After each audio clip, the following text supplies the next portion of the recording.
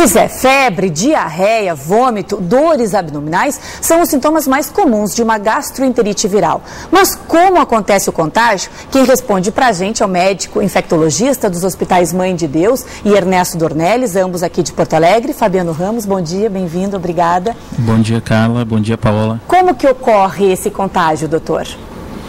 Bom, na verdade, em primeiro lugar, assim, esses sintomas são sintomas característicos de gastroenterite, né? Seja ela viral, bacteriana ou de origem parasitária, isso muitas vezes é muito difícil de detectar, né?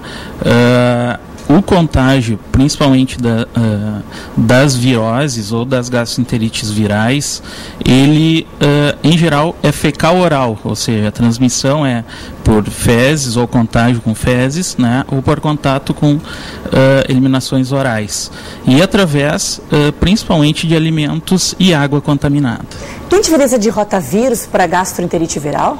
Na verdade, o rotavírus é um tipo de vírus, né? É um dos tipos, é o tipo mais prevalente, especialmente em crianças. Mas os sintomas são muito parecidos e muito difícil de ser determinado, a não ser através de exames, né? A diferença entre as próprias viroses e as infecções bacterianas. Bom, para evitar, doutor, o segredo realmente é aquela velha história. Tem que lavar a mão, fazer a higiene, né? Tanto a criança como o adulto, os pais ficarem alerta, né, em relação à higiene da criança, para evitar. É a melhor forma?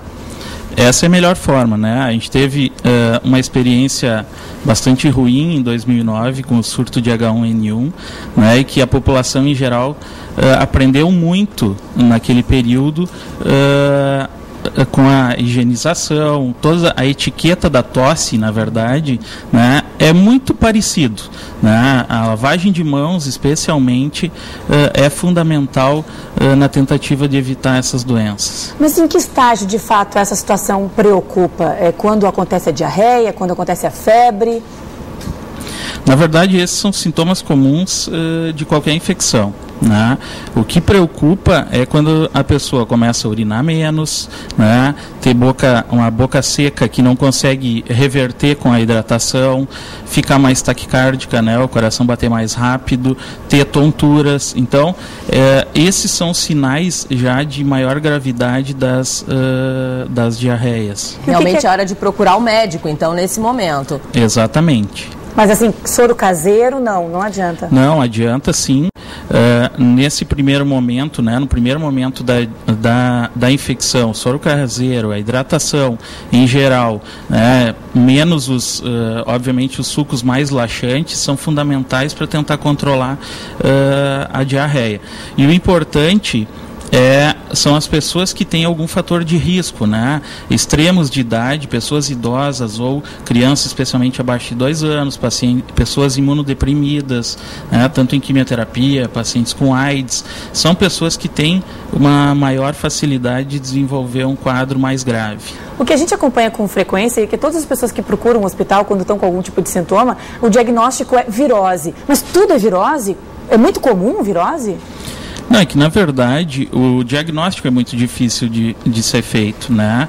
A gente caracteriza as gastroenterites bacterianas muitas vezes pela presença de sangue nas fezes, mas nem sempre existe sangue nas fezes quando a infecção é bacteriana. E na maioria das vezes essas diarreias, elas são autolimitadas, tanto as virais quanto as bacterianas. Não vai exigir um tratamento específico como um uso de antibiótico, alguma coisa assim. E como o diagnóstico e os exames são muito específicos, muitas vezes a gente não tem esses exames disponíveis, né? E o quadro sendo autolimitado, a pessoa melhora e acaba sendo rotulada como uma virose. Não corre o risco de automedicação, né, doutora? É importante as pessoas saberem. Procura o médico, mas nada de se automedicar. Né? Nada de se automedicar. A primeira coisa, se tiver dúvida, procurar o seu médico. Tá certo, muito obrigada, doutor Fabiano Ramos, pela sua presença aqui no Bom Dia, esclarecendo sobre a questão da virose. Higiene, em primeiro lugar, e muita hidratação também, né? Não dá para dispensar água. E o cuidado com os alimentos, né? Refrigerar bem os alimentos também. E a procedência deles também, né? Muito obrigada.